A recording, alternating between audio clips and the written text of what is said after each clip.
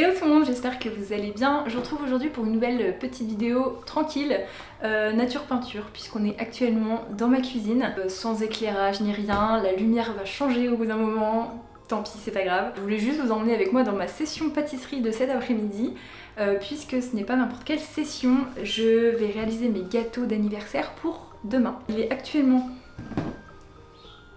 15h23, je commence beaucoup trop tard, j'avais des choses à faire avant.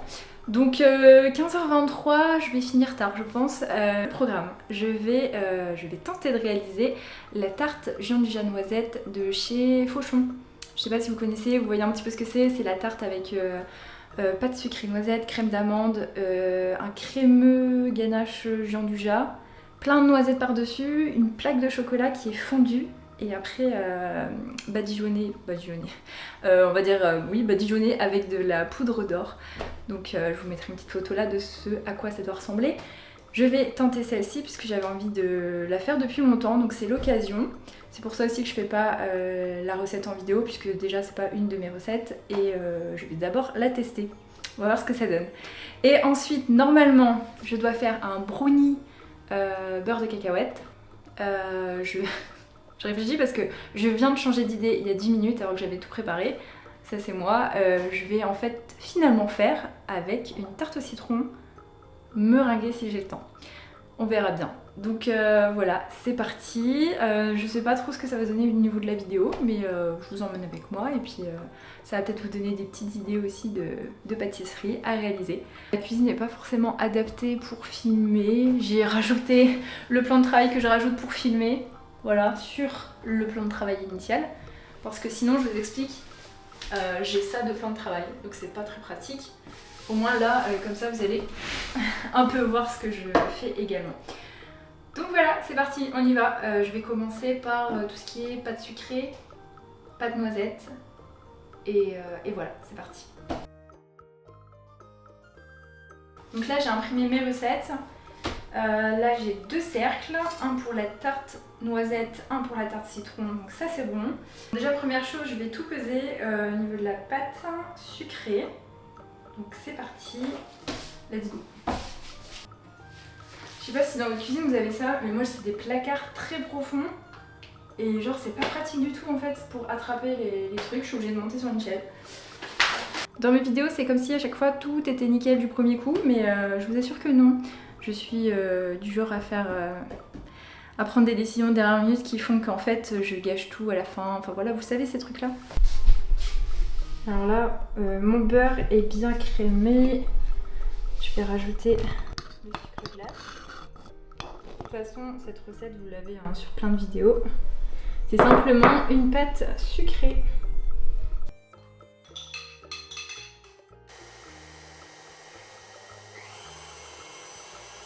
Hop, ensuite on va mettre ça,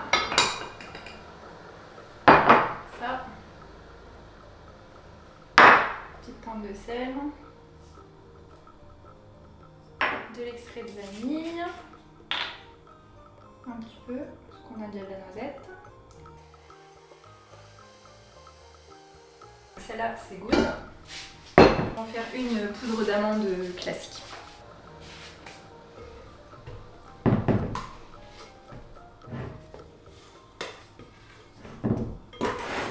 Quand vous mettez des œufs sur votre plan de travail, lavez bien et désinfectez bien avant de remettre quelque chose dessus, hein, c'est important. Hop. Donc là, il fait assez chaud comme je disais. Le beurre est déjà pas mal fondu, enfin très très mou. Donc je vais pas trop la travailler. De toute façon, on voit, il n'y a pas de morceau de beurre clairement. Comme ça, c'est un peu plus fin. Ce sera déjà un petit peu abaissé, donc on va moins la chauffer. Quand on va la baisser au rouleau tout à l'heure. Je vais la filmer au contact et je la mets au froid.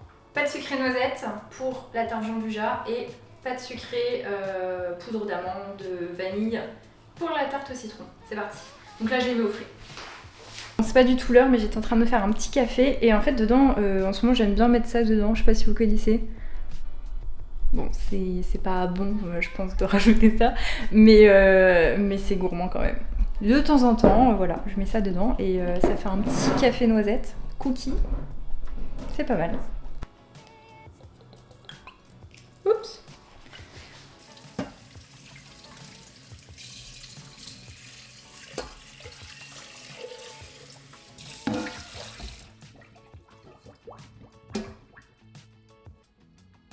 Ça fait partie aussi de la pâtisserie, ça, hein. Malheureusement. Alors, j'ai fait la vaisselle, j'ai pesé tout ce qu'il faut pour la crème d'amande et je vais la faire.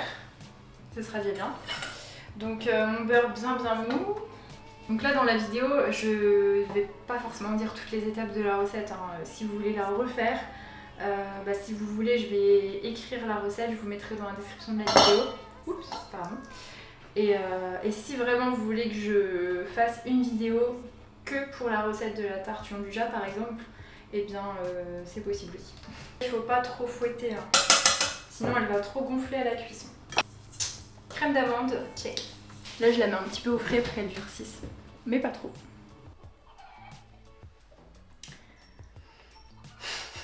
Donc là j'ai allumé mon four, j'ai préchauffé à 160 pour cuire le fond de tarte Gianduja.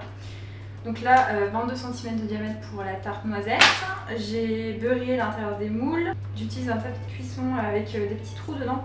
Je trouve que pour les tartes ça croustille mieux, j'aime bien. Et là c'est un cercle de 24. Donc elle sera un peu plus grande. Voilà. Donc ça c'est prêt.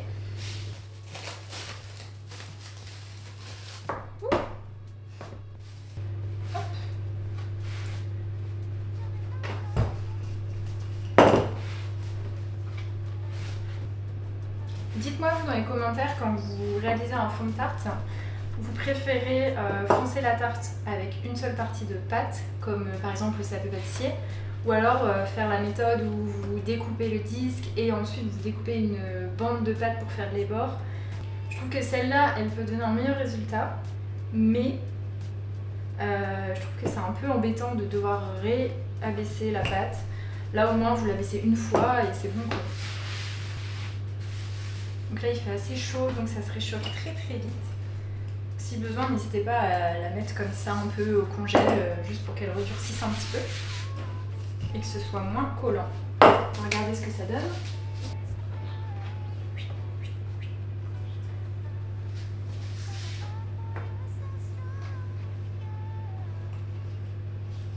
Et voilà.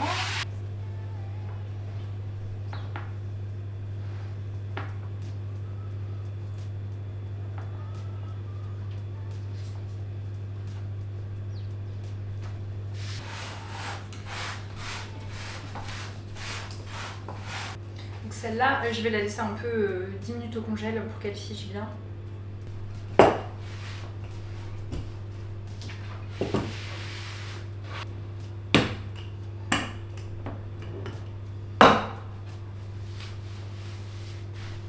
Pareil, je vais laisser 10 minutes au réfrigérateur au moins pour que ça fige. Pour la tarte citron, je fais une cuisson à blanc. Je mets du papier et je mets du poids.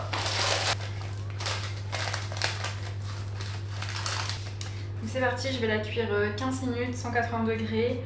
Je la retire, j'enlève le poids, le cercle et je recuis 15 minutes.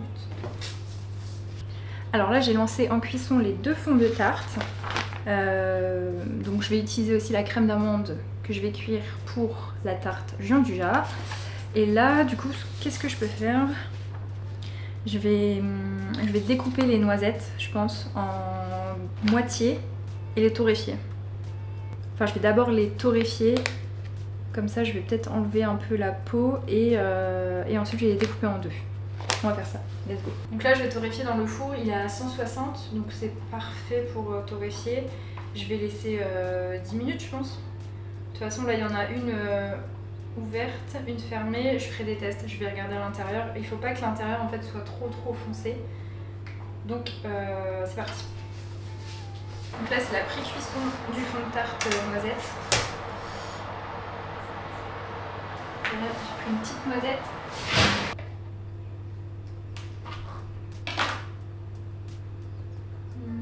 Ça commence.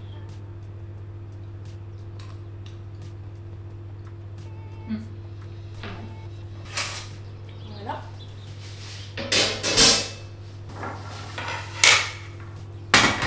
Les petites noisettes. Regardez-moi ça, j'ai torréfié les petites noisettes. Il y a la peau qui va s'enlever toute seule. Et ensuite, je vais les couper en deux. Voilà. Hop. Et là, j'ai mon petit fond de tarte noisette qui est en train de refroidir. Il y a le cercle qui commence à se détacher.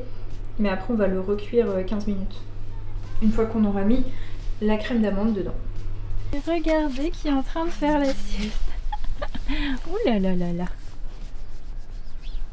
Tiens ma chérie. Alors, j'ai préparé les fonds de tarte. Maintenant, là, je vais faire la crème citron. Donc, c'est parti. Citron. Hop.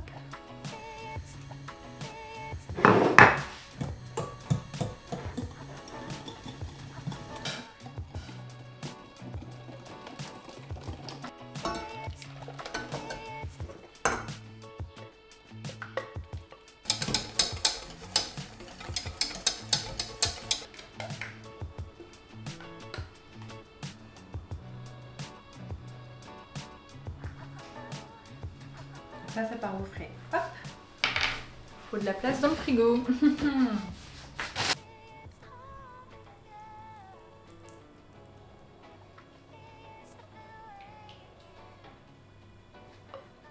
Ça sent vraiment la pâte à tartiner là.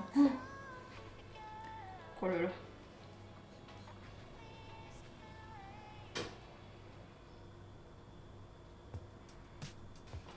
Au niveau des quantités, il en manque un tout petit peu. C'est dommage. Bon, ça ira avec les noisettes. Donc je vais laisser prendre ça au frais. C'est parti. Voilà, j'ai fait la pâte de brownie. J'ai pas mis de cacahuètes dedans. Hop. Par contre, je vais mettre quand même du beurre de cacahuète. Alors maintenant, je vais rajouter des grosses cuillères de beurre de cacahuète. Bon, j'ai pas eu le temps de le faire à la maison.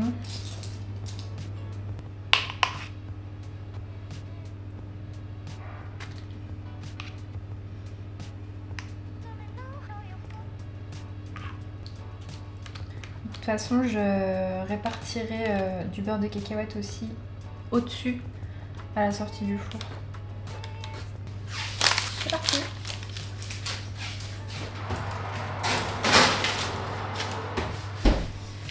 Combien de temps? 20 minutes.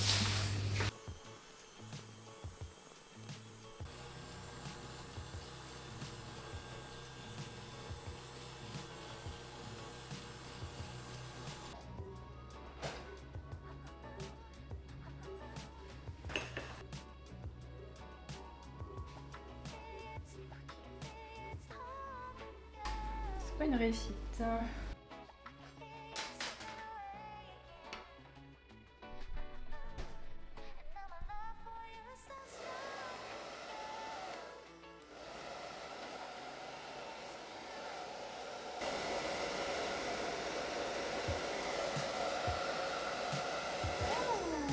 Le massacre!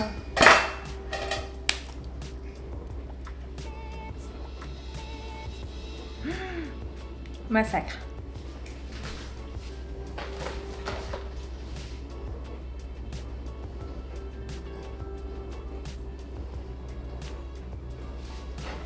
Oh là là là là.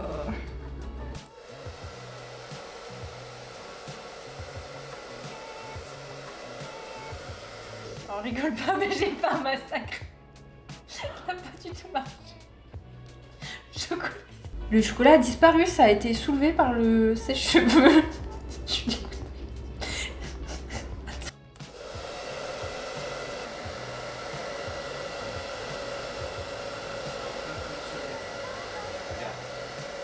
Bon, je pense que demain avec la poudre or, ça ira.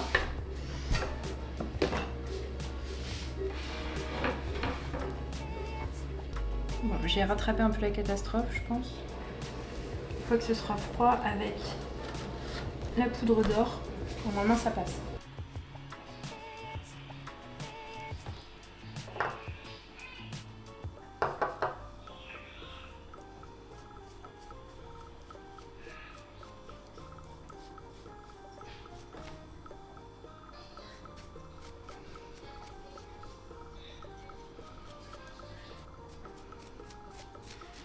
Finalement, ça a pas l'air si mal. C'est vraiment trust the process.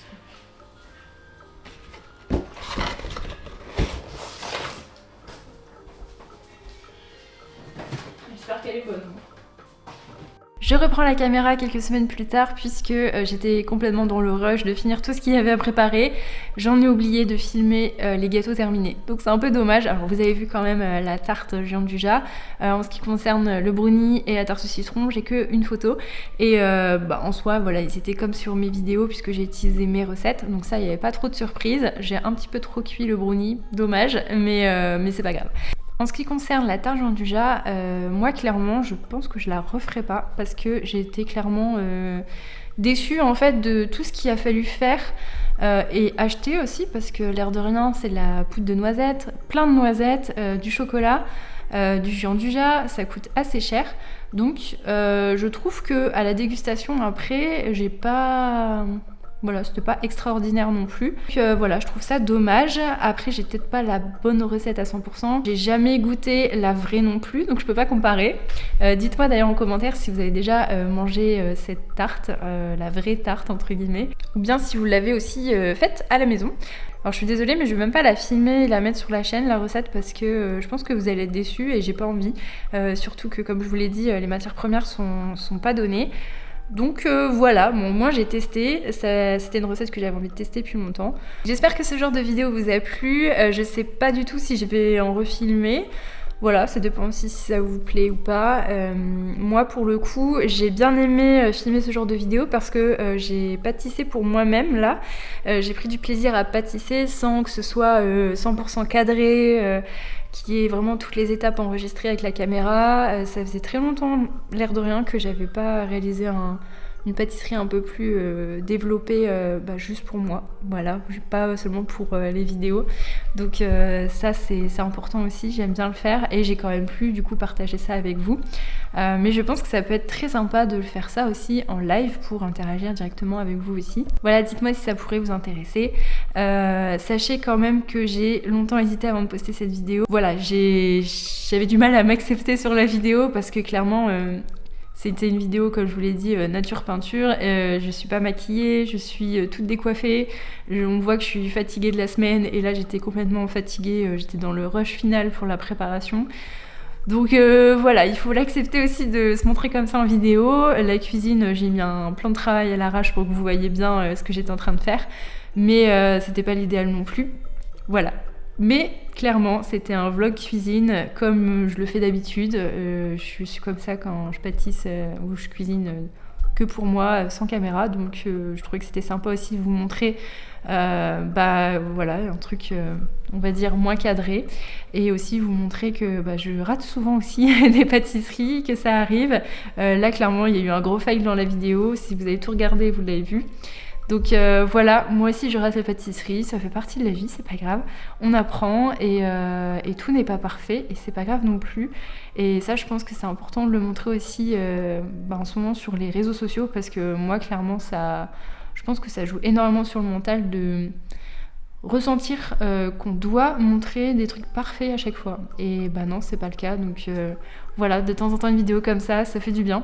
J'espère que ça va vous plaire. Si c'est le cas, n'hésitez pas à liker la vidéo, me donner vos retours dans les commentaires et vous abonner à la chaîne si vous ne l'êtes pas encore. Merci beaucoup à tous. Je vous dis à très bientôt pour de nouvelles vidéos.